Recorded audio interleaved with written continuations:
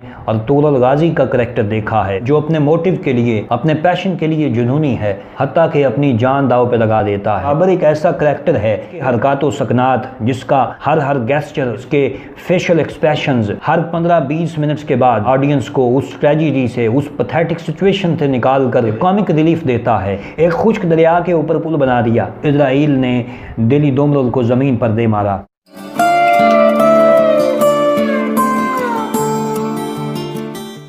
بسم اللہ الرحمن الرحیم۔ السلام علیکم ناظرین، نکتہ میں خوش آمدید۔ اگر آپ طالبان علم و حکمت میں سے ہیں اور معرفت کے طلبگار ہیں، اس کے ساتھ ساتھ آپ زندگی کا کوئی سبق حاصل کرنا چاہتے ہیں، یہ میرے لیے، یہ آپ کے لیے، بلکہ یہ ہر مسلمان کے لیے، ہر انسان کے لیے ایک انتہا ہے۔ یہ نکتہ انسان کو اوج کمال عطا کر سکتا ہے۔ تو میں آپ کو بتا دوں کہ یہ ویڈیو آپ کے لیے کارآمد ثابت ہو سکتی ہے، بلکہ یہ نسخہ کیمیا بن سکتی ہے۔ ویڈیو شروع کرنے سے پہلے اگر آپ نے ابھی تک ہمارا چینل سبسکرائب نہیں کیا تو سبسکرائب کر لیں، تاکہ ہماری نئی آنے والی ویڈیوز آپ کو بآسانی موصول ہوتی رہیں۔ ناظرین، دور حاضر کا ایک انتہائی مشہور و معروف ڈرامہ سیریل ertugrul غازی، جس کو ertugrul غازی بھی پڑھتے ہیں، اس میں آپ نے اگر سلیمان شاہ کا ایک با کریکٹر دیکھا ہے، اس کے ساتھ اماں حائمہ جیسی ایک باسلیقہ اور سگڑ خاتون جس نے اپنے قبیلے کو جوڑا ہوا ہے، اپنے بیٹوں کو جوڑا ہوا ہے، اس کے ساتھ آپ نے ertugrul غازی کا کریکٹر دیکھا ہے جو اپنے موٹیو کے لیے، اپنے پیشن کے لیے جنونی ہے، حتیٰ کہ اپنی جان داؤ پہ لگا دیتا ہے۔ آپ نے ابن العربی کا ایک کریکٹر دیکھا ہے جس کا ہر قول، ہر بات نصیحت بناتی ہے، لیکن آج ہم ertugrul غازی کا ایک نیا پہلو آپ کے سامنے رکھیں گے۔ ویڈیو کا آغاز کرتے ہیں۔ اس ڈرامے کے اندر بابر ایک ایسا کریکٹر ہے جس کو بامسی بھی کہا جاتا ہے، جس کے حرکات و سکنات، جس کا ہر گیسچر، جس کے فیشل ایکسپریشنز ہر 15-20 منٹس کے بعد آڈینس کو اس ٹریجڈی سے، اس پتھیٹک سچویشن سے نکال کر کامک ریلیف دیتا ہے، وہ آڈینس کو محظوظ کرتا ہے۔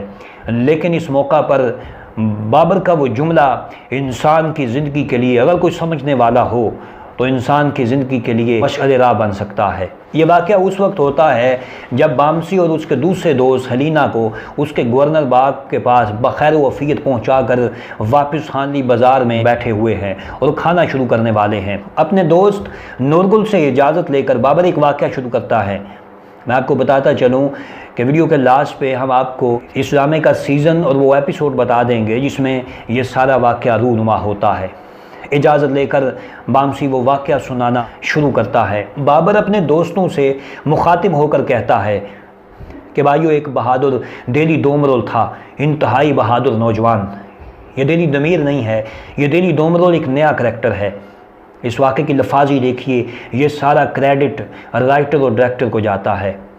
بابر کہتا ہے کہ وہ اتنا طاقتور تھا کہ اگر وہ کسی پہاڑ کو دھکا دے تو پہاڑ اپنی جگہ سے ہل جائے، وہ اپنی تلوار سے پتھروں کو پگھلا دے۔ ایک دن دلی دومرول نے ایک خشک دریا کے اوپر پل بنا دیا۔ اتنے میں روشان بولتا ہے کہ بھائی، اگر دریا خشک ہے تو دلی دومرول نے اس کے اوپر پل کیوں بنایا؟ روشان کا یہ کہنا تھا کہ ہانلی بازار کہہ کہوں سے گونج اٹھتا ہے، لیکن بابر کی ذہانت دیکھیے، اس کی وٹنس دیکھیے، اس کا سینس آف ہیومر دیکھیے، دیکھنے میں انتہائی بھولا بالا کریکٹر ہے۔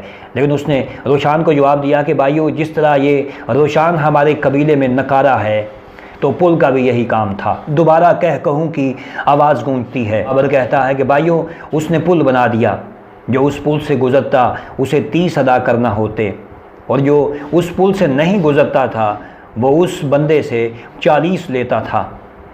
کوئی اس کے خلاف آواز نہ اٹھاتا، ہر کوئی اس کی بات مانتا تھا، کیونکہ وہ انتہائی طاقتور انسان تھا۔ ایک دن پڑوس کے قبیلے میں کوئی نوجوان فوت ہو گیا۔ جب دلی دومرول کو اس بات کا پتہ چلا تو وہ ساتھ والے قبیلے میں گیا۔ اس نے جا کے لوگوں سے پوچھا کہ بھائیو، اس نوجوان کو کیا ہوا ہے؟ تو ان میں سے کسی نے کہا کہ اس کا وقت پورا ہو چکا تھا تو اسرائیل نے اس کی جان لے لی۔ بابر کہتا ہے کہ بھائیو، ہمارا دلی دومرول طاقتور تھا، بہت طاقتور، لیکن وہ ہمارے روشان بھائی کی طرح عقل مند نہیں تھا۔ بابر کا یہ کہنا تھا کہ ایک مرتبہ پھر کہہ کہوں کی آواز گونجتی ہے۔ اس نے کہا کہ یہ کون ہے اسرائیل، اور کیوں اس نے اس قبیلے میں آ کر اس خوبصورت نوجوان کی جان لے لی؟ اور پھر دہلی دومرول نے ہاتھ بلند کیے اور کہا کہ اے اللہ اسرائیل کو میری طرف بھیج تاکہ میں اس سے اس نوجوان کی جان لے سکوں۔ دہلی دومرول نے اتنا کہا اور اپنے قبیلے چلا گیا۔ بابر کھانے کی ٹیبل کے ارد گرد بیٹھے ہوئے اپنے دوستوں سے یہ سوال کرتا ہے کہ میرے بھائیو مجھے بتاؤ کہ اس دہلی دومرول کو اچانک کون ملا؟ ناظرین، ایک اچھا سٹوری ٹیلر، ایک اچھا ڈیبیٹر آڈینس کی توجہ حاصل کرنے کے لیے سوال کرتا ہے۔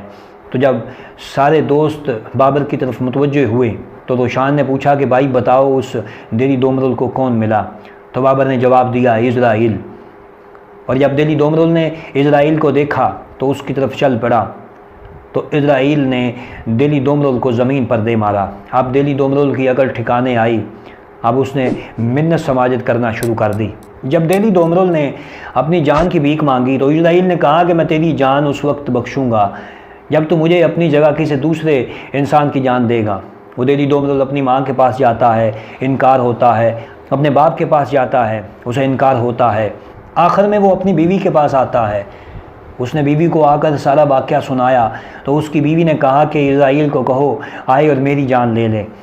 اس کا کہنا تھا کہ اسرائیل نمودار ہوئے اور جب وہ اس کی بیوی کی جان لے رہے تھے تو دہلی دومرول گھٹنوں پہ آ چکا تھا، یعنی دہلی دومرول مرنے سے پہلے مر چکا تھا۔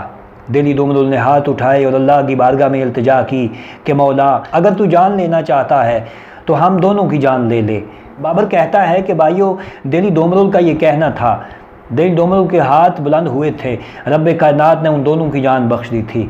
اب سارے دوست مسکراتے ہوئے جب کھانے کی طرف ہاتھ بڑھانے لگتے ہیں تو بابر دوبارہ کہتا ہے کہ ذرا رکو، مجھے بتاؤ گے اس واقعے سے ہمیں کیا سبق ملتا ہے، اور اگر تم نہیں جانتے تو میں تمہیں بتاؤں گا۔ ناظرین، یہ رائٹر کا کمال ہے کہ ایک ایسا کریکٹر جو سارے پلے میں آڈینس کو کامک ریلیف مہیا کرتا ہے، جو انتہائی پیتھیٹک سچویشن میں، انتہائی سیریس کنڈیشن میں آڈینس کو محظوظ کرتا ہے، اپنے حرکات و سکنات سے آڈینس کو خوش کرتا ہے، تو اتنا بڑا جملہ اس کریکٹر سے کہلوا دینا، اس کا کریڈٹ فقط رائٹر کو جاتا ہے، ڈائریکٹر کو جاتا ہے۔ اب بابر کہتا ہے کہ بھائیو مرنے سے پہلے تمہیں مرنا ہوگا، ہمیں اپنی زندگی کی قدر کرنی چاہیے، اور اسرائیل کا سامنا کرنے سے پہلے شیطان سے جنگ کرنی ہے، اور صرف جنگ نہیں کرنی بلکہ وہ جنگ جیتنی بھی ہے، تب جا کے رب کائنات کا سامنا ہوگا۔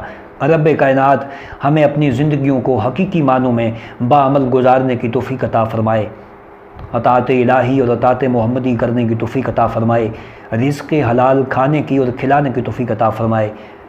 یہ بات 100% درست ہے کہ جو بندہ رزق حلال کھاتا اور کھلاتا ہے وہ اپنی زندگی سے وفا کر رہا ہے، اور جو اس کے ساتھ فرائض ادا کرتا ہے، کبیرہ گناہوں سے بچتا ہے، پھر جب اس کا آخری وقت ہوگا تو پھر فرشتے صدائیں دیں گے، رب کائنات فرشتوں کی ڈیوٹی لگا دے گا، وہ صدائیں دیں گے یا ایتھا النفس المطمئنہ ارجعی الی ربک راضیۃ مرضیہ فادخلی فی عبادی وادخلی جنتی۔